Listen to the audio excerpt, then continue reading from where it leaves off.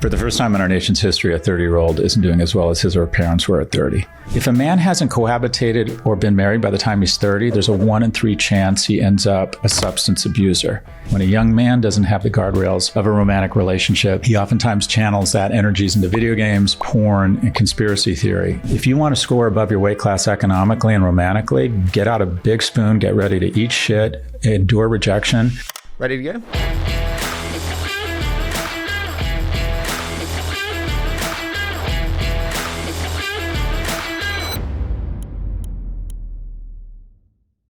Listen, Scott, I've wanted to do this one for a long time, so thank you so much for joining me today.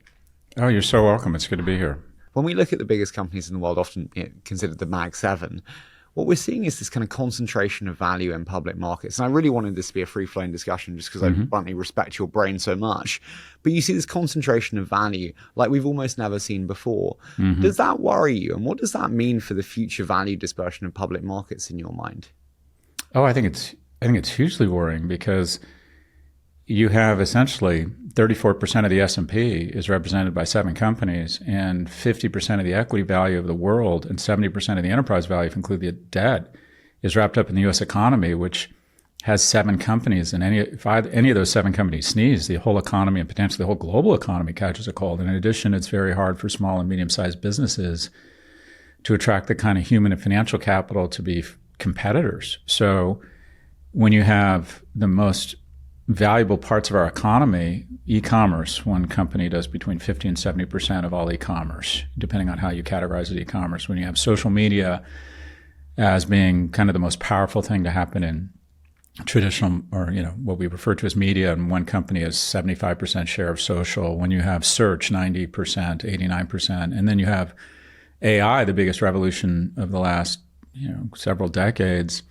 90% of the processing is run through one company's GPUs, and 85% of the queries are done through one company. I think a concentration of power and shareholder value makes a company or an economy less robust, less diverse. I think it's bad.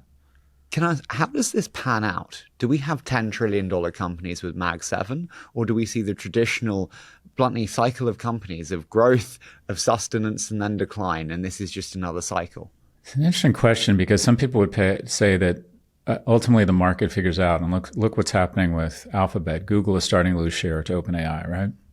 And that eventually a competitor comes along, whether it's BYD and Tesla.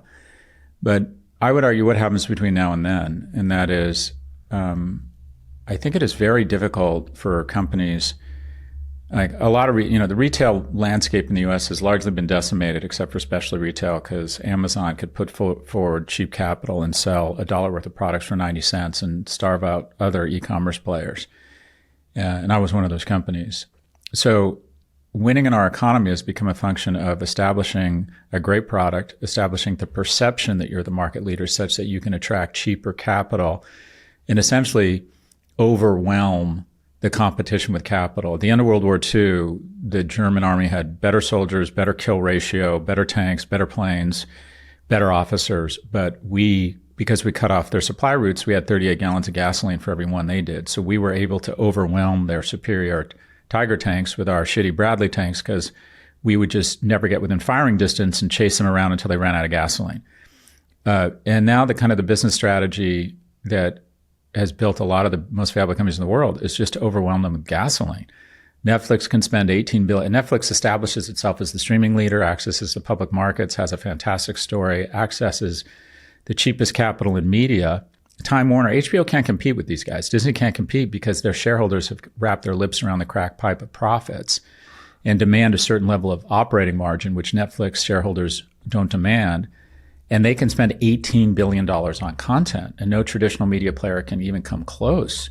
Amazon can make these staggering investments in supply chain that no other retailer can even come close. And so this has become sort of when you talk about brand building, I think the greatest ROI in what you'd call, I don't know if it's brand building, is communications. And that is if you establish a reputation as the market leader and constantly put out press releases about your innovation and your leadership, and you get that sort of that Pepsi generation, Amazonian-like feel, and your stock gets bid up, and then you use that cheap capital to start reinvesting or making acquisitions, and you can literally pull away from the pack.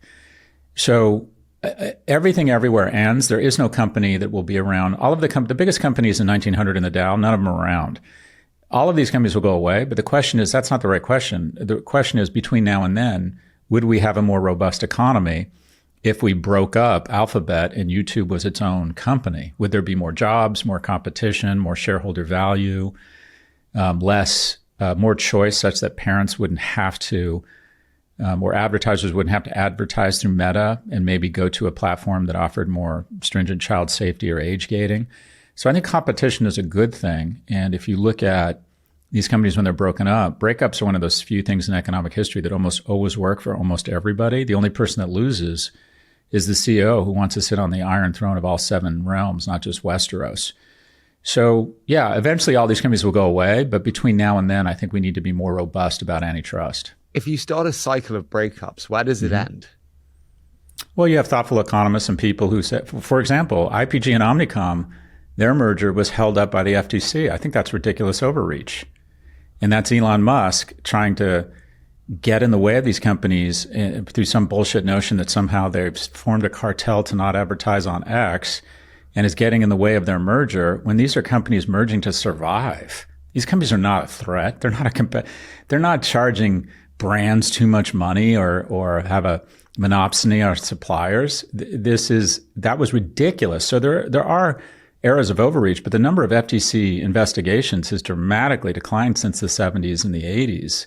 And very few mergers or acquisitions are blocked now. And I would argue, so you have to have thoughtful, well-compensated, smart economists and lawyers who look at this stuff and say, would we be better off if, Amazon didn't have Instagram, if it was an independent company, if these two weren't cooperating and coordinating? The largest search engine in the world is Google. The second largest is YouTube. Should they be cooperating and coordinating, or would the ecosystem be healthier, more profitable, more jobs, more tax revenue if these two were separate companies with their own objectives? Do you believe in government intervention? Yeah, it's why we're not speaking German. The government intervenes all the time. But in like free market economies where we see situations like that, do you believe in active government intervention? Yeah, but it's a balance, right? I think one of the strengths of America is we have a tendency to have more of a Wild West attitude. And I think that is probably, to err on the side of too little regulation is probably better than too much regulation. That could loosely be defined. Or if you were to try and come up with 3 or 4 reductive reasons why the U.S. has created so much more economic value than Europe, I think if you're intellectually honest, you would say that in the U.S., companies are allowed to ask for forgiveness, not permission. And there's some value to that. There's also a downside, and that is we have a 60% uptick in teen suicide in the U.S. And I don't put it all at the hands of social or the feet of social media, but it's definitely played a role. And Europe is more thoughtful about, what privacy regulations are, right? And I do think there is economic advantage to erring on a lighter touch of regulation, but it also comes with some externalities. But again, that's why we have a government and thoughtful people who can hopefully balance economic growth and innovation and risk and being aggressive and breaking some shit with also recognizing that, okay, Mark Zuckerberg and Sheryl Sandberg are lying to us, that probably it doesn't make sense for a 12-year-old to be spending 14 hours, a day in the high school cafeteria known as Instagram. So I think it's a balance. And I'm not sure, I wonder if the EU is too regulated and America is not regulated enough. And I feel like your question is pregnant with a comment. What do you think? I believe in minimal government intervention. I believe in Adam Smith's invisible hand. I think I just see European regulation get in the way of so much innovation every single day as a venture investor and create labor challenges, innovation challenges, research and development challenges. So I think I'm stifled by innovation or by regulation on a daily basis, which makes me negatively inclined. But do you think at some point, thoughtful regulation, for example, I think that we needed more regulation in crypto in the last administration to create just a level playing field. I feel like a lot of the more innovative companies in the crypto space just wanted a set of rules they know would hold that they could plan against. I completely agree. And I think clarity is everything. And I think it's where most governments fail to provide clear guidance as to what will happen in the future. And that's all people want. I think I just don't have trust in the institutions that make these regulations, which means that I don't want them. But you are those institutions. You live in a democracy. You get to vote on who and what runs those institutions. I do, but I don't get to vote in any way in terms of like who should be running. I think we both agree that the quality of politicians is very low. Yeah. No, look, that's a fair point, but I agree totally. I just wish there were better quality politicians. Yeah. What I think needs upgrading is I think our, and no one likes to say this, I think it's our public that are fucking idiots, that don't think critically and don't look at the issues and don't vote for good candidates and don't cut through the noise in their social media, are much more inclined to believe something bad about somebody as opposed to doing the hard work of really understanding the issues and voting for good candidates and being supportive and showing people a little bit more grace. Do you blame the public for that? Like when I agree with you totally, but when you look at the knowledge inequality, both in the US and the UK, Yeah. I think the majority do not spend the time to do the work. Yeah. And then also fed misinformation, which kind of feeds it in a challenging way. Yeah. But does one blame the public for the knowledge inequality? Well, you know, the world is what we make of it. I find that we always have this idolatry of the voter that, oh, it's never the public's fault. And my sense is the public, I think in the US, a lot of our problems stem from what is a lack of investment or underinvestment in K through 12, and that we aren't producing critical thinkers who understand not only the government, don't understand how fortunate they are to live in a democracy, don't appreciate America, don't appreciate the rights and the freedoms and our victories that we should celebrate together, don't understand basic financial literacy, aren't encouraged to vote. I get that government is bad, but the question is, why aren't better people running? And the answer is, whenever I talk to really good people that would like to run, they're like, are you fucking crazy? I would never put myself through that. And so why is that? Why have we made it so ugly and awful for good people to run? And because of the processes of getting impact. It is so difficult to make a change that you want to make. It's not the money. People are like, oh, pay them more. It's never the money. It's always, it is impossible to do what you want to do when in a position of power. I literally just interviewed a prime minister the other day, and I said, what do you know now that you wish you'd known? And she said, even when you're in the top seat, there's very little you can actually do. Yeah. Look, that's fair. What we have in the US, though, I mean, it's interesting, right? I think that's largely true. But I think a lot of people would argue that a democracy is about having these gears that never move too fast, such that you have to be more thoughtful, even at the cost of bureaucratic. I thought it was interesting. You said that young people had a right to be angry or deserve to be angry. Mm-hmm. Do you stand by that when you think about that today? Or in your words there, like, you know, it's the world that you make it. Well, yeah, but young people, to a certain extent, kind of inherit a world that is sort of set up for them by people before them. But in the US, and I'm not as familiar with the data in the UK, maybe you are, for the first time in our nation's history, a 30-year-old isn't doing as well as his or her parents were at 30. And every year in the US, we spend $12 on seniors for every $1 we spend on kids. The average 70-year-old in the US is 72% wealthier than they were 40 years ago. The average person under the age of 40 is 24% less wealthy. What seniors in the U.S. have figured out is a way to vote themselves more money. And you could argue, well, if young people don't vote, that's going to continue, but children aren't allowed to vote. And every year, young people transfer $1.3 trillion in the form of Social Security payments to the wealthiest generation in the history of the planet, seniors. So when you see the cost of education, the cost of housing skyrocketing, when you see massive prosperity and then it's rubbed in your face every day, 210 times a day, you're kind of reminded that you're not on a Gulfstream or partying in St. Bart's, and it makes you feel bad about yourself. And meanwhile, you just see the unbelievable economic growth and prosperity, but it doesn't appear that young people are sharing in it in the same extent. And 40 years ago, 60% of 30-year-olds had one child at least. Now it's 27%. It's because they've decided they don't want kids, or maybe they just can't afford them. So when institutions like mine at NYU take pleasure in creating artificial scarcity so we don't let in as many kids as we could, such that we can drive up the cost of tuition, faster than inflation and pay ourselves more for less accountability. And then we let people who own homes implement zoning and NIMBYs policies that make it very difficult for young people to afford a home. I think young people have a genuine, legitimate claim that the economy is not working for them, and the incumbents, specifically people my age, have weaponized government to transfer money from them to us. What do you think is the core way that they have weaponized government to work for you? And what would you say is the best way to reverse that? Well, the tax code, it's the boring shit that moves the needle. So I make most of my money buying and selling stocks and companies. And we've decided that people who can do that should pay a lower tax rate. And the people that can do that are old and rich. Old wealthy people make their money from buying and selling assets. Young people make their money from salary and working. Why am I paying 22% and the top income earner on current income is paying 37%?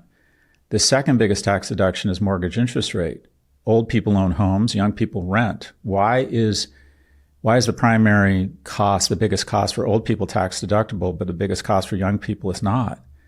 So even the two biggest tax deductions are just a transfer of wealth from the young to the old. So I think it starts with tax policy.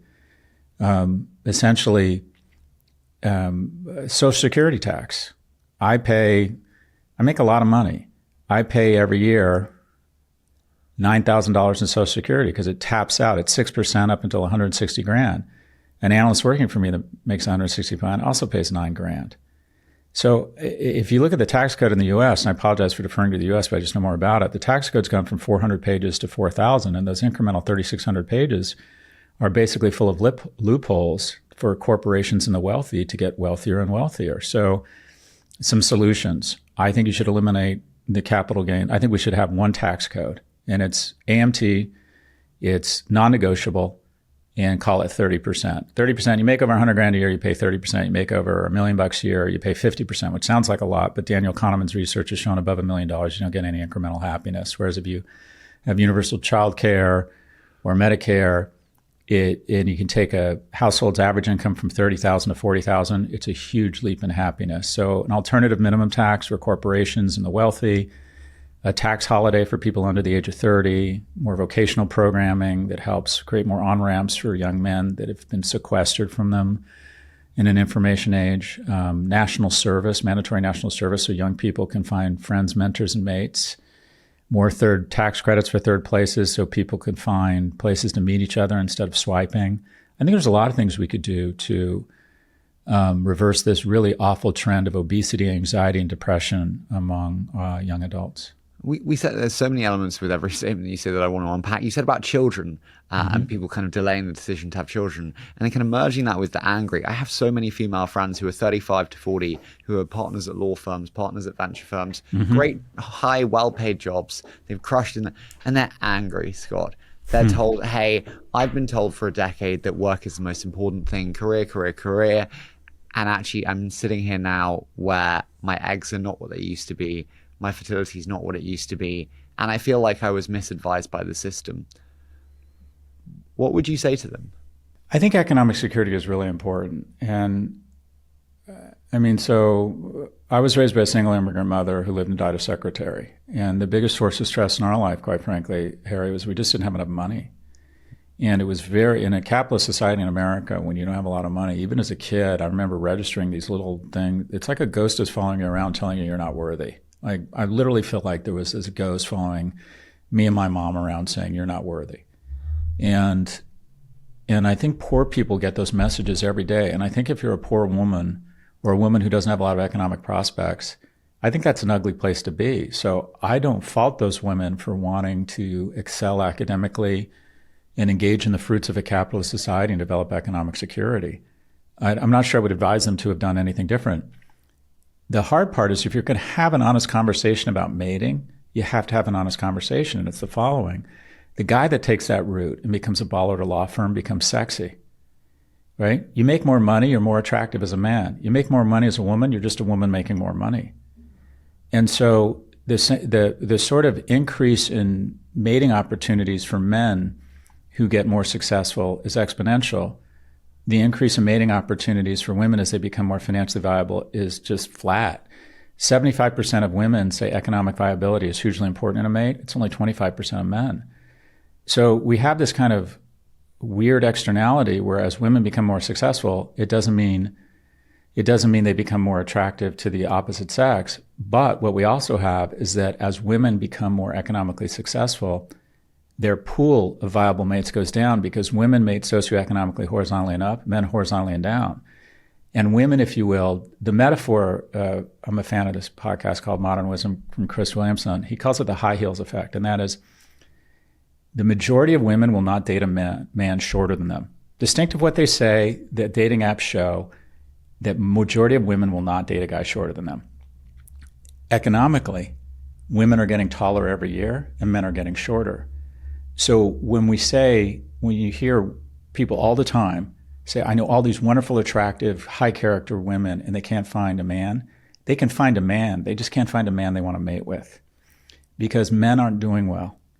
And as a result, there's a mismatch in attraction, and that is the pool of viable mates of horizontal and up for women who are doing well is shrinking because a woman who's a partner at a law firm isn't interested in dating a guy who's a high school dropout and is a mechanic and maybe making $60,000 a year, and she's making $600,000 a year. Whereas if a guy's making $600,000 a year and a woman in PR is making $60,000 a year and she's attractive, those are considered viable mates. I saw that you spoke recently about the kind of radicalization or antagonism within young men when it comes to the amount of swipes correlated to the amount of coffees on Tinder and dating apps. Can you talk to me about how you think about kind of male rejection through dating apps and how that leads to antagonism, tension against more things than just dating? A common thread through history is that the greatest innovation in history is not the iPhone or the semiconductor or vaccines. It's the American middle class. And you had this huge body of educated, progressive populace who was productive and created so much tax revenue and so many rights. And it became just this anomaly because typically the way societies work is that a small number of men get all the mating opportunities. That's been the natural order of things, is that a very successful man can basically engage in polygamy. And at the end of World War II, we brought home 7 million men from overseas. They were in uniform. They had demonstrated heroism. We put a ton of money in their pockets through VH loans, National Highway Construction Act. Our manufacturing base was unbelievable, and there were a ton of middle class. And basically, we created a ton of very attractive men that women were attracted to. And we had the kind of middle class 2-car, home. And the homes were so productive and so successful, they thought, let's bring women and non-whites into this prosperity.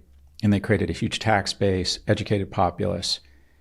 And what we have now is I think we're reverting to the way the majority of history is, and that is a small number of men who can demonstrate wealth or signal wealth online, whether it's through a Rolex or through slipstreaming into the information age economy, can have a date every night. If there's 50 men on Tinder and 50 women on Tinder, 46 of the women will show all of their attention exclusively to just 4 men, leaving 46 men to fight over 4 women. And the scary stat I saw, I think you referenced, is that in order to get one coffee, a man of average attractiveness on a dating app has to swipe right or try and connect with 200 women to get one coffee. And then if he's fortunate enough to get 5 coffees, which took 1,000 swipes, 4 of those 5 coffees will reconsider and ghost him and either not show up or cancel. And what this creates is a lot of resentment among men of average attractiveness, and then they become much more prone to misogynistic content, much more prone to nationalistic content. And this is a story as old of time. If you talk about young men who've been radicalized throughout history, generally they have a lack of romantic and economic opportunities. And so what I see is a group of men who women find undateable, not economically or emotionally viable.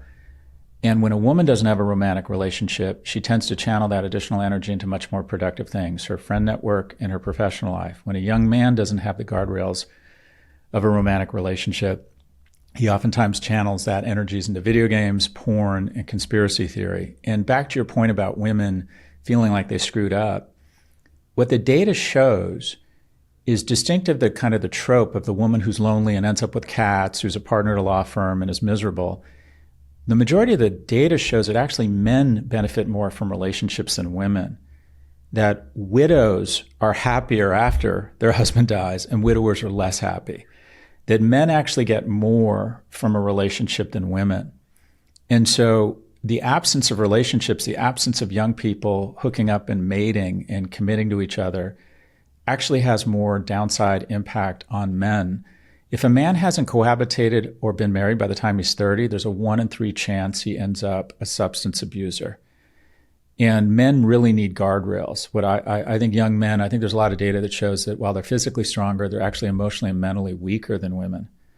And without the guardrails of a romantic relationship or strong male involvement or strong culture and a good job, they're much more prone to substance abuse. They're much more prone to risk-aggressive activities, including gambling. They're much more prone to lower their risk aggression and find their friends through Reddit or Discord, jobs, or trying to make money through crypto or stock trading. And instead of going through the pain of trying to, like, you're a good looking guy. You care about the way you look. You care about your career. You signal a lot of very positive things that take a lot of work and energy. And I worry a lot of men are not making those efforts because they think, why make those efforts? Why go through that when I just have porn? So I worry a lot about young men and the lack of opportunities for creating a middle class through what I would hope is economically and emotionally viable men. I think remote work is a disaster for young people. I think they need to meet each other, learn how to read the room. I think a close second is the anti-alcohol movement. And I think the risks to a 25-year-old liver of alcohol are dwarfed by social isolation. And when I was your age, I was drinking a lot, and it helped me find friends, and it helped me find potential romantic partners. And as I got older and I got more serious about my career, I wound down my substances because, like you, I said, all right, shit just got real. For me, it was my mom got sick. I didn't have enough money. It was very humiliating for me. So I thought, all right, I need to get really, really serious about my career. And that involved a lot of things in my control, including dramatically reducing my consumption of alcohol and THC. 6% of kids or teenagers are clinically addicted to alcohol or drugs. 24% are addicted to social media. So I jokingly say, put down your phone, go out, drink more, and make a series of bad decisions that might pay off. And if you ask people to reverse engineer their closest friendships and their learnings around dating and romantic opportunities, did alcohol play a role in that? Almost everyone says yes. And then you say, was it a positive or a negative? If they're thoughtful and they slow down, most of them say it was a positive. And I worry that this anti-alcohol movement is, and people at home with Netflix, people at home, because it's gotten so expensive to go out, that people aren't bumping off one another. And if someone had said to me, here on a dating app is a list of the attributes and a picture of who ultimately I ended up mating with, I would have never chosen them. But it was being in the presence of them, getting to know them at work, hanging out with them in a friend group or a sports league, having an opportunity for me to demonstrate excellence. If you talk to people who've been married longer than 30 years, 80% of them say one was much more interested in the other at the beginning. And it was always the man was more interested in the woman. Women have a much finer filter for mating because there's so much more downside to sex than there is for a man. But where do young men have an opportunity to demonstrate excellence? So they're all on the dating apps, and all of a sudden it's about height and perceived resources. And so you've seen this trend on TikTok where they say, all right, describe your minimum height and your minimum income. 6 feet, 6 figures. That's 2.6% of the population of people who aren't married, aren't obese, or under the age of 50. Whereas when you talk to married couples, they're like, yeah, I wasn't interested, but he was so good at what he did at work that I fell in love with him. I was at Temple with him, and I saw how kind he was to his parents, and I fell in love with him. So we were in guitar class together, and I liked his hands. Where does a young man demonstrate excellence these days? Social media. And then it comes down to height and money, and basically trying to create trying to be someone that you're not. Exactly. Like most of my feed is Scorpios or some bullshit Mykonos club where the Rolex is on, and it's like, with my filter that gives me a six-pack. And here I am on my jet. By the way, anyone who takes a picture of a jet does not own that jet. So I worry that, and we're creating unreasonable expectations for young people around what it means to be successful. And also, did you always know who you were? I know it sounds like a weird one, but I've done what I've been doing since I was 17. So I've never really had adulthood without bluntly running my business. So I don't really know who I am. It's why I never go on holiday, because you're forced to reflect on life, and I don't really want to reflect on life without work because I don't know who I am. Did you know who you were? Did you learn who you were from tough times, good times? It's an interesting question. I think you're being hard on yourself. I think you've decided that first off, it sounds like you're very blessed and that you knew what you wanted to do at a young age. Yeah. At 17, I thought, when I was very young, I thought I was going to be an athlete. At 17, I thought I was going to be a pediatrician. At 22, I thought I was going to be an investment banker. And then by 24, I was living with my mother and had no idea what I was going to do. So you're sort of blessed that you had that kind of focus and drive at such an early age. That's a gift. And I don't think there's anything wrong with kind of similar to you. Once I got going and got some professional traction, my entire self-worth and identification was through my professional success or lack thereof. That's how I identify who I am. That's where I get my confidence. And then when I finally got to economic security, I thought, all right, I needed blunt. What was economic security for you? Yeah, I had a number two. And I wrote a book on financial security. For me, it was like I wanted to assume that 4% of my number would give me passive income that would be way more than I needed to live well. My number was 150 million. Because I thought it would be hard for me to spend $500,000 a month, although I figured out how. And 4% of 150 million is $6 million, $500,000 a month. I got there about 10 years ago, and I started thinking about, and I'm very open about money because I think when rich people don't talk about money, it's an accidental or purposeful means of keeping lower middle income people down. If you want to be great at tennis, you should talk a lot about tennis. Young people need to speak to each other about money, their fears, their anxieties. It's helpful. I was very stressed out about money when I was your age. I didn't have a lot of it. So I think it's really productive, educational, and cathartic to talk about money. But when I got to my number, I was still very ambitious. I got all of my self-worth through money. My friends, my mating opportunities, and all the incredible experiences and my power came through money. So I just naturally assumed that the more money I have, the more of those things I'm going to have. And then I had a couple fairly close friends pass away unexpectedly. That happens. You're young. When you hit 50, you'll lose a couple friends randomly. Like strange genetic time bombs just go off, and you'll have a friend die of 6 months in leukemia or some rare nerve disease. And it does inspire some pause, or it did in me. And I thought to myself, I was in the midst of raising a private equity fund because I thought, you know what, just deep down, I want to be a billionaire. Scott Galloway Billionaire had a really nice ring to it. And I thought, I need to get to $1 billion. And I raised some money, or I got some money commitment, and then I had some losses in my personal life, and I thought, why on earth do I need to be a billionaire? I can do anything I want. And so a huge unlock for me was financially deciding, okay, and I do this. Every year I look at my number. I know kind of pretty much how much I'm net worth. Goldman manages my money. They give me a number every year. And anything above my number, I either spend it or I give it away. I love to spend money. I'm really good at it. And I'm an indulgent person. I do crazy fun things. And then anything that's left, I give away. Because I think hoarding wealth is a virus. And I think it can train you to do the wrong things and focus on the wrong things. And then I thought, okay, I need a new purpose. My purpose used to be to establish economic security so I could take care of my mom, have fun, be interesting, be important, find a mate, take care of my kids. And I thought, I need a new purpose in my life. And I really spent a lot of time thinking, what is my purpose? And tried to establish a new purpose other than just being really rich and a baller, which had been my purpose up until the age of call it 45, 48. But what you're going through, it sounds to me like you've been very successful. You professionally identify yourself. And when you get to your number, what I think is really helpful is to say, okay, money is the ink in my pen. It can write new chapters. It can make certain chapters burn brighter, but it's not my story. And so to really think about, what is my story? What is my purpose? No one's going to remember you in 3 generations, but in one, what would you like them to say about you, right? What would you like other than he was really successful, which it sounds like you are, what are the second and third things you would like them to say about you? I think it's a very healthy process to go through. I went through it, and it's given me... What would you like the next generation to say about you if I were to turn that on you? Well, I want to be known, I think about what are the 3 things you want on your tombstone. I want to be known as generous, patriot, and dad. My purpose now is I want to raise patriotic, loving men. I have 2 kids, 2 boys. Do you have kids? No, I don't.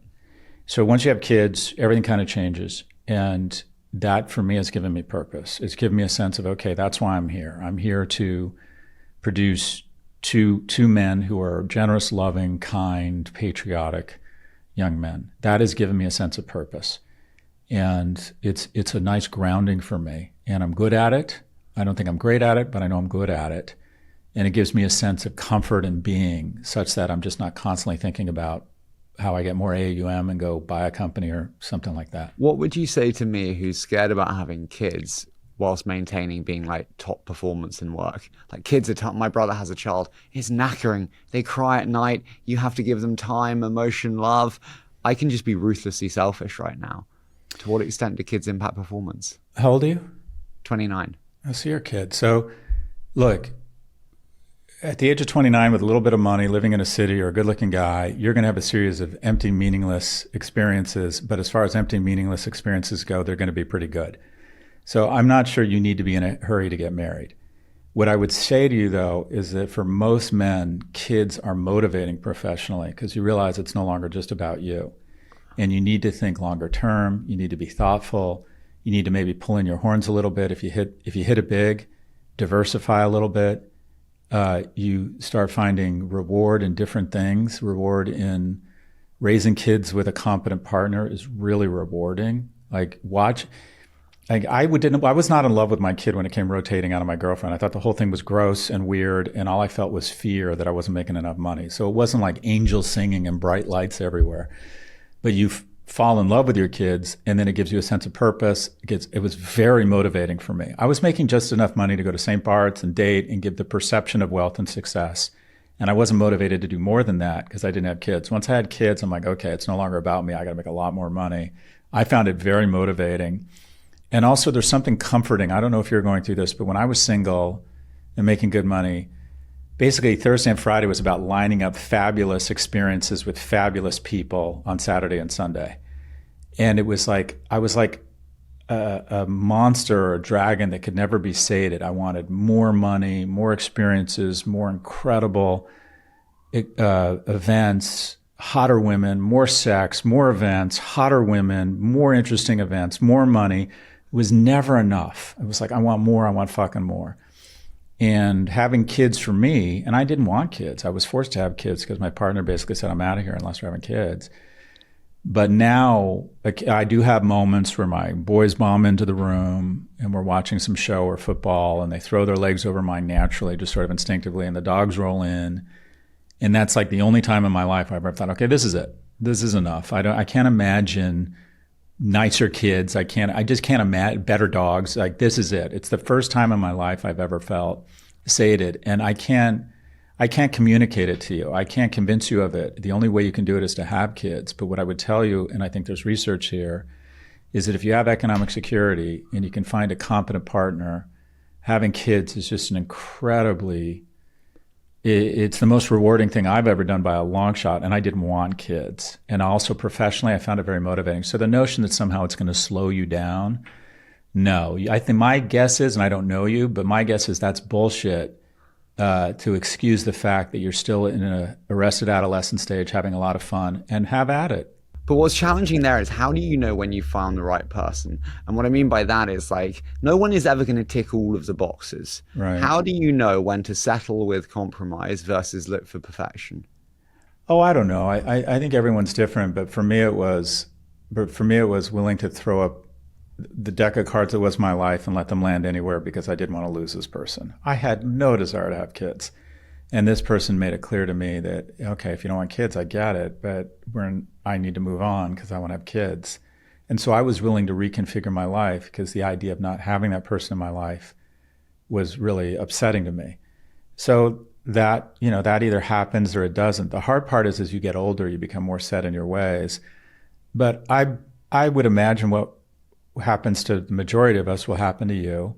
And that is, you'll meet someone and you'll decide that the sacrifices are worth maintaining that person in your life. I think that's general. I don't think any guy ever decides. I mean, this is terrible. I think most men who are successful like the optionality of not being committed or married or having kids. And then I think what happens a lot is your partner's not up for that. And basically says, okay, it's decision time, and you make that decision, and then hopefully you look back and think that was a good idea, that was the right decision. How many of your extremely successful billionaire friends have great family lives? I asked my mother on a walk the other day, she said to me, what gets worse with money? And I said, the only thing I can think of is family. I don't know. Actually, the majority of really wealthy people I know, I think there's a bit of a cartoon that wealthy people are crawled over, this sort of Bernie Sanders, I don't know how much you know about American politics. Yeah, sure. This Bernie Sanders, Elizabeth Warren, that all billionaires crawled over people to get there. I have generally found the wealthiest people I know, I probably know maybe, I don't know, a dozen billionaires. Generally what I found is that they're really good people. And the key to being a billionaire is establishing allies along the way. And that is people put them in a room of opportunity even when they're not in that room because they're really high character, good people. So I think the cartoon of Monty Burns starting the nuclear power plant and being a weirdo and mean, I don't find that's true. I find that the majority of really wealthy people I know are, generally speaking, especially ones who are self-made, generally speaking, are high character people. Now they're aggressive and can be brash or whatever, but I generally find they're high character people and also pretty good family men. There's sometimes married more than once, but generally speaking, good family people. And so I don't know if it's proximity bias. I got lucky with some of the people I know, but I have found that the unhappy billionaire who has a shitty relationship with his kids and has been married 5 times, that I find that's mostly a cartoon, that there's so much anxiety injected into relationships when you don't have enough money that those are the people that have really dysfunctional families. So my experience has been that actually wealthy people are both high character, generally speaking, and generally speaking have pretty good partnerships and pretty healthy families. Have you ever felt as a father like you didn't meet the grade? Like there was a period where you didn't meet the grade, you weren't performing like you should have been, and you let them down as a father? Oh, I feel that almost every day. I hugely, the 2 people that make me more insecure than anyone in my life are my boys. Like every day I wonder, do my boys like me? And then what you recognize in a moment of clarity as a dad is like, they're not necessarily supposed to like you. You're not supposed to be their friend. You're supposed to be their dad. And I handle situations incorrectly. I overparent, I underparent. I know I'm a good dad, but I aspire to be a great dad, and I still don't think I'm there yet. It is something I have not figured out.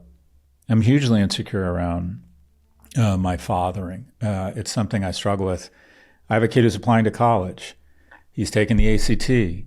I don't know how to thread the needle between telling him it's go time. Success is about knowing when to turn on the jets. This is that time.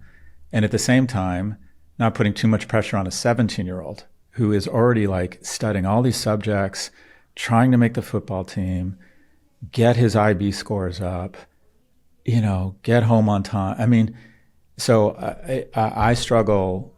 The position I find most rewarding, but also the people I'm most insecure around in a weird way are my sons. So I think I've just decided that's part of it. Maybe there are some dads who just like think, oh yeah, I'm a great dad, no doubt about it. But yeah, I struggle with what it means to be a good dad and how to manage it. Did you have a good relationship with your father? This is very interesting, cheap therapy. No, I mean, my dad was fairly absent. My dad left us. My dad's been married. My dad was handsome, strong jawline, and a Scottish accent, which meant in 70s Southern California, he could not only think with his dick, he could listen to it. He's been married and divorced 4 times. And as far as we know, and he's on his 5th wife, which is a woman I basically pay to be his kind of home health aide. And he basically started his 3rd marriage while I was still married to my mom, left, moved to Ohio. It was a different age. It was the 70s. Kids were sort of like furniture. We didn't revolve our lives around kids back then. So I saw him holidays and summers. So he wasn't very involved in my life. But where I have forgiven my dad, and I'll put the question back to you about your relationship with your father, what was a big unlock for me was I think we have an evolutionary obligation to just be a better dad than our dad was to us. And my dad was that. My dad was physically abused by his alcoholic father. And when I recognize how his father treated him, he was actually very good to me. And that means he checked a box. And then the biggest unlock, I used to resent my father and have trouble, sometimes being nice to him, was one of my biggest unlocks is recognizing, like, try and imagine what kind of son you want to be. Imagine what kind of friend you want to be. Imagine what kind of boss you want to be. Imagine what kind of partner, romantic partner you want to be, boyfriend, and live up to that standard as opposed to doing what I did all the time. And I managed my relationships like transactions, where if I wasn't getting as much back for my emotional dollar, I no longer continued to patronize that establishment. And there's a problem with that because you'll always inflate your contribution to the relationship and minimize theirs. So I found it just much easier to say, what kind of son do I want to be? I want to be a generous, loving son that's really good to my dad. And the moment I just said, that's my benchmark, not trying to measure, well, am I a better son than he was a dad to me? Could he have been better and I'm angry? I just found that such an incredible unlock. So you're willing to still be giving, even if it's not maybe deserved or earned? Yeah, because I feel like that's the whole fucking point. That's the shooting match. You want to die, like, ideally, like, I was a better son than my dad was to me. I was a wonderful husband. I was so wonderful to my kids. I got a lot of joy back from them, but on a balanced scorecard, I'm still in the net positive. I think that's the whole point, is to lead. So you don't agree with cut out people from your life who are negative energies, who are negative forces? Oh, sure. You don't be, I mean, I shed friends all the time. I shed relationships. You know, I used to be focused on business. It sounds like you're in finance.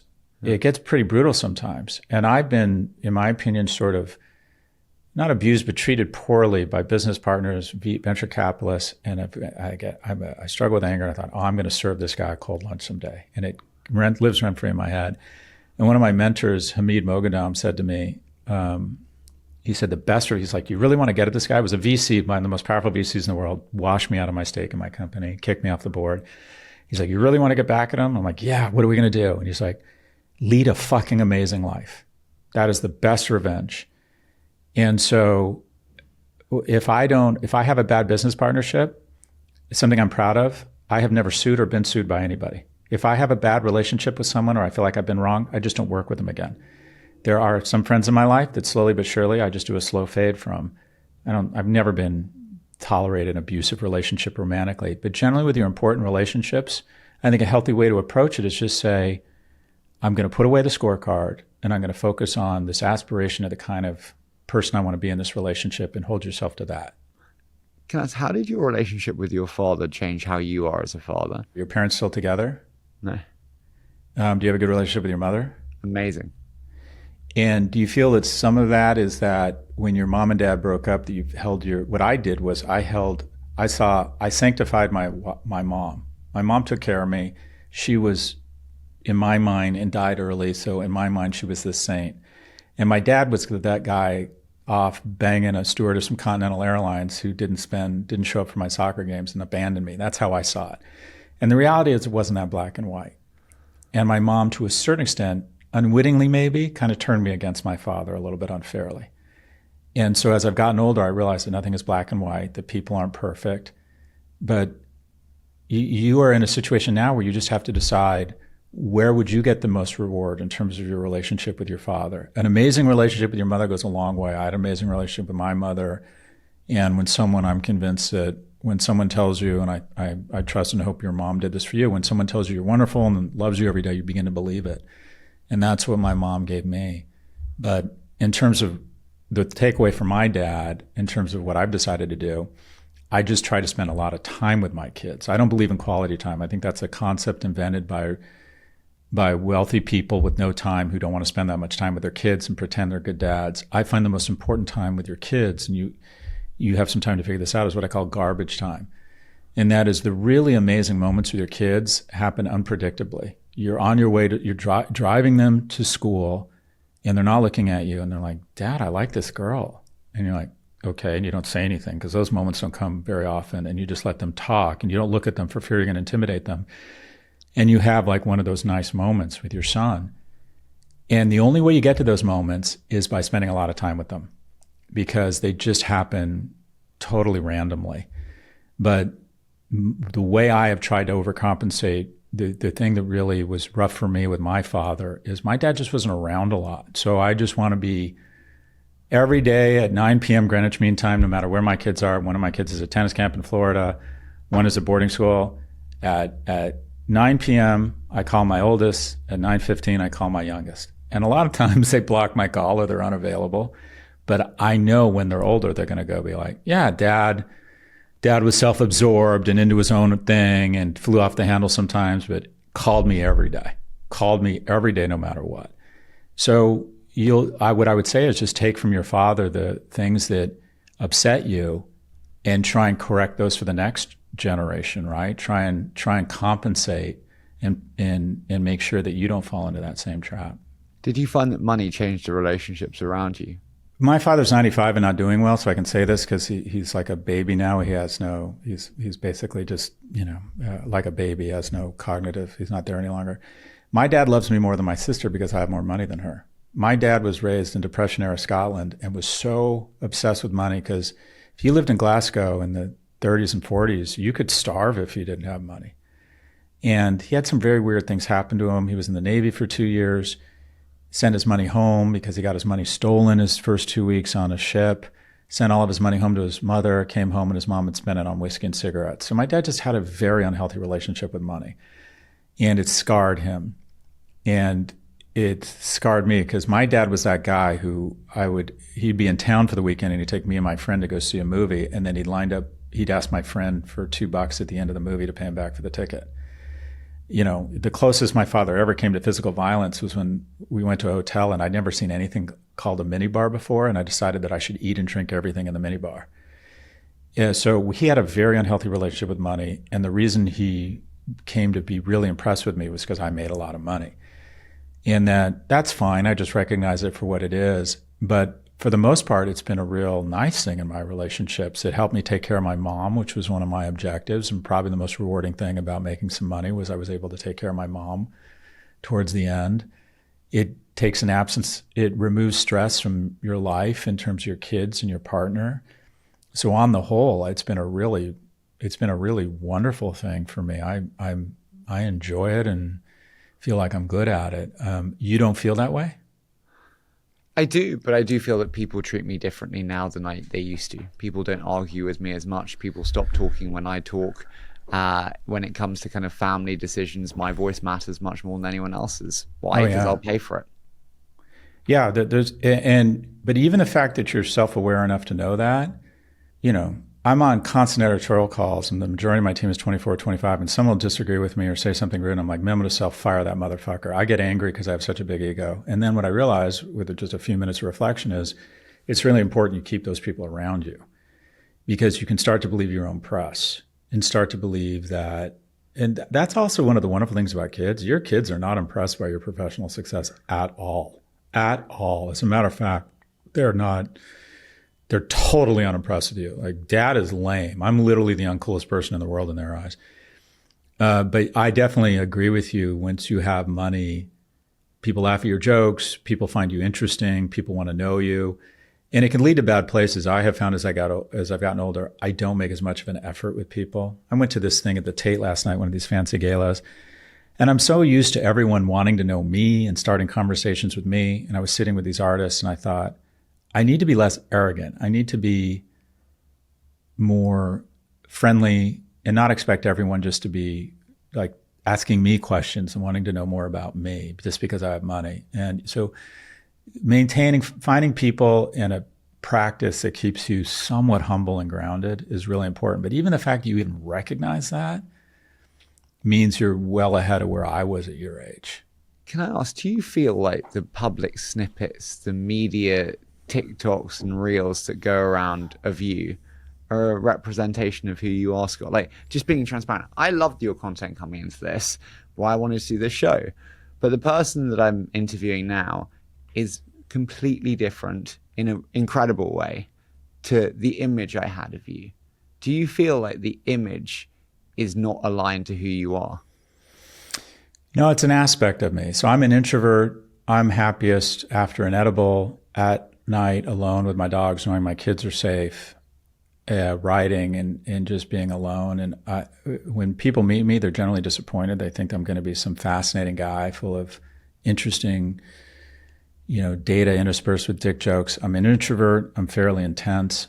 And so that side of me is a reflection or a personality or a side of my personality, but it's not me. And also, social is the algorithms just love moments where you're making a puncturing statement or someone's calling you out. But no, it's not. I don't think anybody who knows me, I don't know if you feel this way, would say, oh yeah, that's who that person is. I try to be authentic. I try not to put on an act, but there's no doubt about it. When the cameras go on and, it's showtime, it's not, my favorite thing is to be around my kids and not say a word and just listen to them and just be in the company of people. My partner consistently has to encourage me. It's like, make conversation for God's sakes. You're so fucking boring. I enjoy it. I'm paid to be an extrovert. I don't know if you feel this way. I'm paid to be an extrovert. So how I relax is I just like to listen to other people and be, an observer as opposed to a participant. I'm paid to be an extrovert too. Can you help me out, Scott? I've so enjoyed this. All my relationships say, I've had enough of Brand Harry. The show's not on now. The lights are off. Like, you can turn off the facade. And I've actually in many ways lost who I am because I'm always on show, that I've just become the on-show version.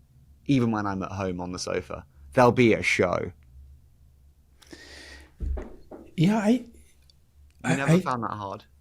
Yeah, I don't, I mean, you're at a stage in your life, you're so young and you strike me as so self-aware that you're just well ahead of where other people are. Just the fact you're asking these questions of yourself.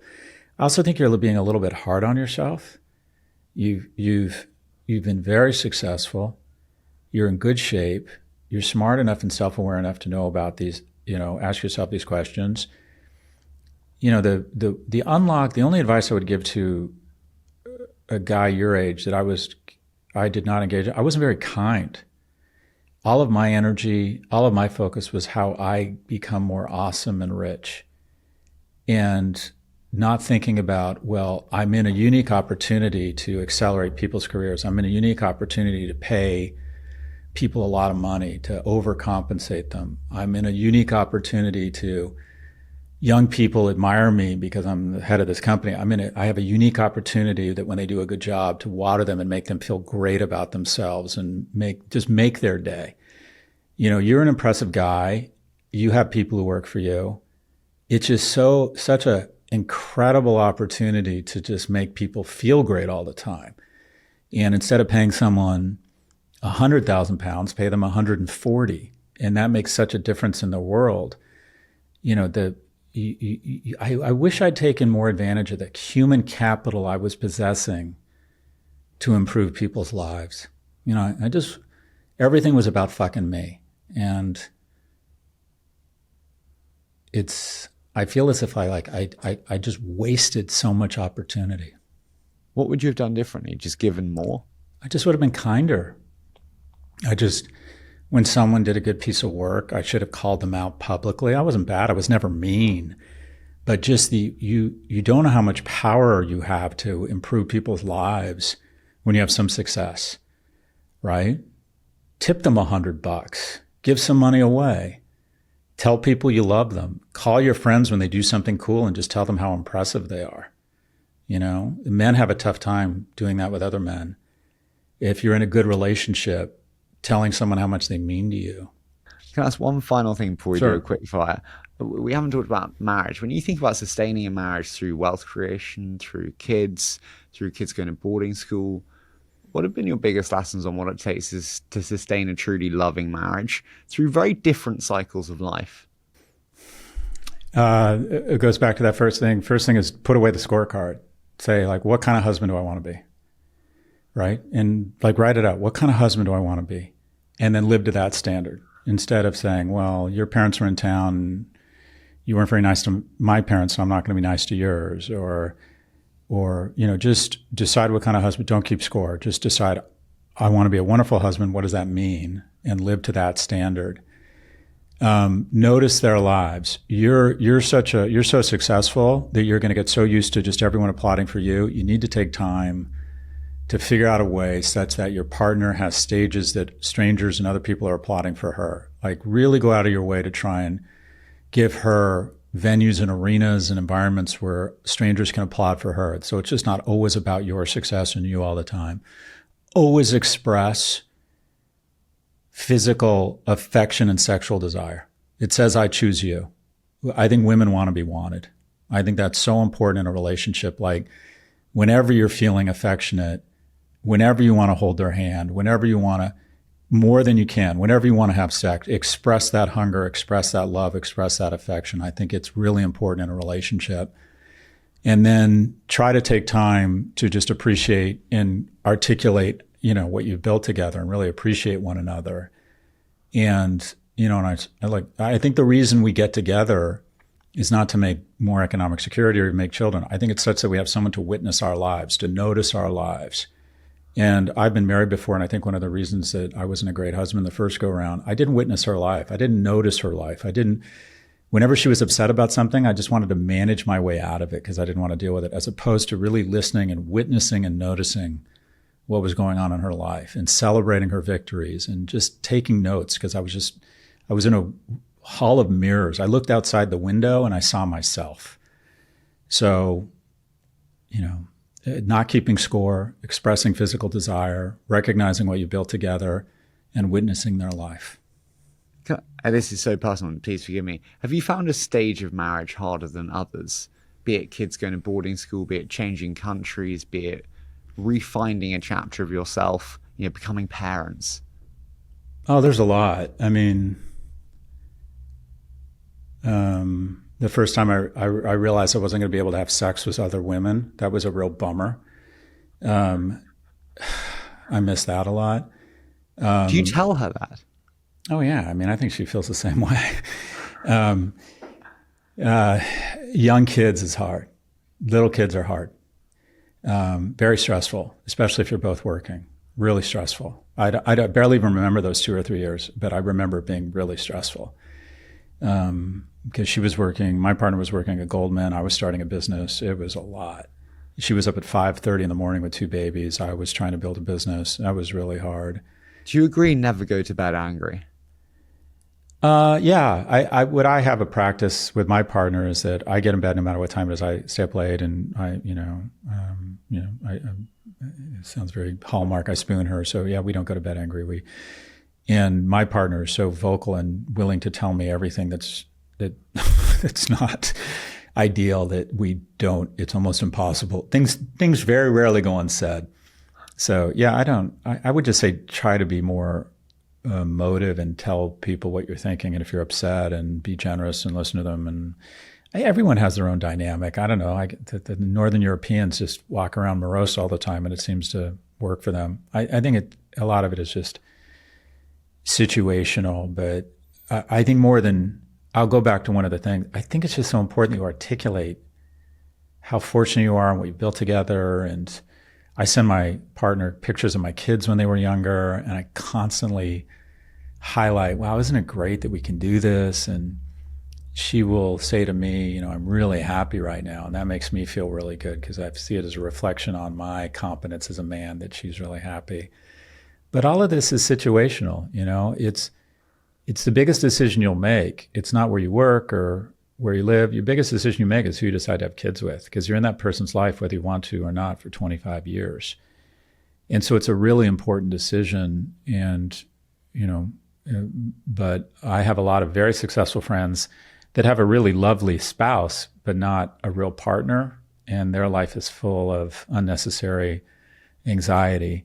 And then I have friends who aren't that successful professionally, but they have a real partner, and everything burns just a little bit brighter.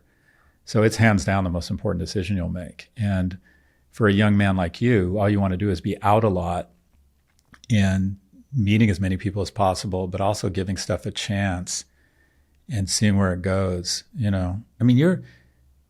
People would pray for your problems. You have everyone you listen to, everyone who hears you talk about your problems is going to go, I would kill for those problems. I'm not exaggerating. I'm embarrassed. You're the first person I told about this. I've been in a funk for the last 72 hours because there was a hugely successful IPO a few weeks ago, and I had a chance to invest. And I got the CEO texting me.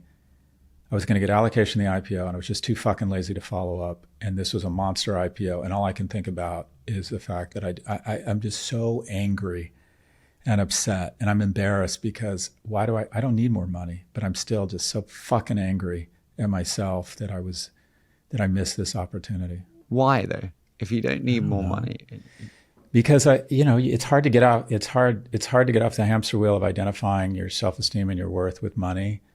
And also, I would love a bunch more money to give away. And in a capitalist society, it's really sad. But the more money you have, the more power you have, the more virtue you have. We're willing to forgive a guy who disowns his children on podcasts and is being sued by 2 women concurrently for sole custody of their child and cuts off food stamps to kids and benefits to veterans because he's the richest man in the world. I mean, in a capitalist society, every signal is telling you there's never enough. So I think it's sort of a natural or an understandable instinct. Is there anything you would do differently if you had $1 billion? What would you do differently? Oh, I'd give a lot more money away. I'm sincere. Anything above my number now, I give away at the end of the year. It makes me, and I don't do it out of ethics or virtue. I do it because it makes me feel important.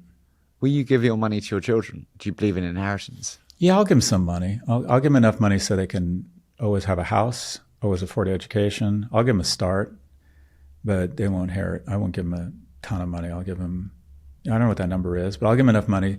I love what Warren Buffett said. I'll give them enough such that they can do anything, but not enough so they can do nothing. I'll give them enough money so that they always know they can afford a home, afford their kids' education, which is a lot of money, but I'm not interested in building a dynasty or anything like that. I know a lot of rich kids. They're not any less happy than other kids, but they're not any happier. I know a lot of rich kids in London, and they are much less happy. There's no reason to get up. They put most of it up their nose, and there's no passion. I can get the Ferrari, I can get the Lamborghini. Why would I bother doing the work to get it? Well, the joy is in the work. Well, yeah, it's funny. It's not having money is great, but it was the getting it that was really rewarding, right? Yeah. And did you grow up with money? No. So you know what it's like. It's just so rewarding. I didn't either. It's so rewarding now to spend money that you made and have some success. That's just such. But I had this anger at society. I saw our family home be taken away. And I had this ruthless desire for revenge against what I thought was a brutal and unfair system for taking my family home. Yeah, but those fires and that anger. So you were talking about rich kids. If my dad had been rich and I knew I was going to have money, the only 2 things I know I would have in my life were a Range Rover and a cocaine habit. I'm not a self-motivated. I'm a fundamentally lazy person.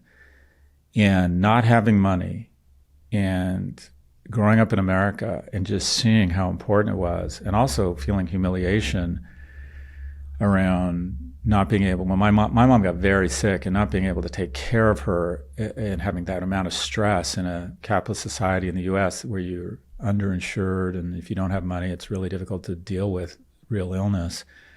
That was really, really motivating for me. And I think probably that same disappointment and anger, those are embers that have burned and motivated and probably been net a positive for you. So, recognize that those things it sounds like you channeled into very productive ambition, and now take the gratitude and try and extinguish that anger. Can we do a quick fire round? I've so enjoyed this. I'm going to say a short statement. You give me your immediate thoughts. Sure. So what one belief do you have that most people think would be insane? Well, on a practical level, that young people need to drink more. I get a lot of pushback from that. But my source of power that most people don't engage in is I'm an atheist. I'm 100% convinced at some point I'm going to look into my kids' eyes and know our relationship is coming to an end. But it's hugely empowering for me, knowing that everyone I'm worried about what they think, worried about being shamed, worried about being embarrassed. It doesn't matter that they're going to be dead soon, and so am I. So my atheism is like this incredible source of, courage and comfort that I think a lot of people don't have the joy of participating in. How does knowing that you'll be dead soon and the atheism change how you act on a daily basis? Most people don't start companies because they're worried about public failure. Most people don't approach a strange woman much hotter than them because they're worried about embarrassment. Most people don't ask for $30 million for their VC fund because they don't think they're qualified, or they're worried about public embarrassment. Most people don't tell other people they love them because they're worried about it not being reciprocated. We're all going to be dead soon. It doesn't matter. Like, why wouldn't you take all sorts of risks with even if it has a very outside shot of paying off? Why would you be scared? Why would you care what the downside? And as long as you don't hurt people, as long as you're not taking stupid risks, if you want to score above your weight class economically and romantically, get out a big spoon, get ready to eat shit, endure rejection. And if you ask someone for money or a job and you don't get the money or the job, or you ask someone out on a date and you don't get the date, you're all going to be just fine. You're all going to end up dead. But the person who is unafraid and asks for all of those things every day ends up wealthier and with a higher character mate than their peers. What were you most afraid to ask for? Yeah, I've always had that. I've always had a certain level of imposter syndrome. So I didn't think I was going to get into college, and I didn't. And then I got in, and I felt like I fooled them. And then I got into Morgan Stanley, and I felt like I'd fooled them. I've always been, but I've always done it, but I've always felt like imposter. If you don't feel imposter syndrome, you're either arrogant or not reaching far enough. So I'm consistently kind of embarrassed to ask for stuff, but I never got in the way. I got past that pretty early. One of the best things that happened for me was I ran for sophomore, junior, and senior class president in high school and lost all 3 times. And based on my track record, I decided to run for student body president, where I lost. I asked 7 women to prom. All 7 said no. And I think that has built a level. It didn't traumatize me. It built a level of calluses and scar tissue where I'm sort of, I'm just not afraid of rejection. I think if I could teach my kids any skill, would be 1, to communicate, but 2, to be able to endure rejection, to be able to mourn and move on. What do you think is great communication? The ability to make people feel something. The communication that resonates for me with people is when I write about putting my dog down. When I write about coming home from a long business trip and noticing that my kids have grown and wondering what's the point of all this success if I register my kids' growth because I'm not home for 2 weeks. Something that makes people feel something, where you talk about something in a very real, vulnerable way, and it makes people feel something. Completely agree with that. Can I ask you mentioned your father earlier. What are your biggest lessons from your mother? Unconditional love is everything. Like giving, simply, it was simple. My mom, I said this before, if you tell people you love them and that they have value every day, they can't help but at some point believe it. And that's what she gave to me. Do you tell your boys you love them every day? Every day. What have you changed your mind on in the last 12 months? I don't know. I can't think of anything. I'm very open to change. But I can't think of like any one big thing where I've changed my view on it. I'm drinking less. I've decided that. I've always said I love alcohol. I've stopped. I've just substantially reduced the amount of alcohol because I realized my 60-year-old liver isn't what it used to be. But I don't know if I can't think in the last 12 months of anything I've really changed my mind on. I'm very passionate about being a good interviewer. I care deeply about telling people stories and bluntly having a great experience. When you reflect back on the many interviews that you've done, for people that listen to you today and go, fuck, he was great, what would you say other than this is the best reflection of you in an interview, in a piece of writing, in an article, in your mind? What piece of content have I produced? Yeah. I struggle with happiness. I struggle with anger and depression. I wrote a book called The Algebra of Happiness. I read every book and study on happiness, and it's my least best-selling book. And I think that's what I want my kids to read. Scott, as I said, it wasn't the show I was quite expecting, but this was incredible. And it's one of the reasons why I love what I do, doing shows like this. So thank you so much for doing this with me. Thank you, and congratulations on all your success.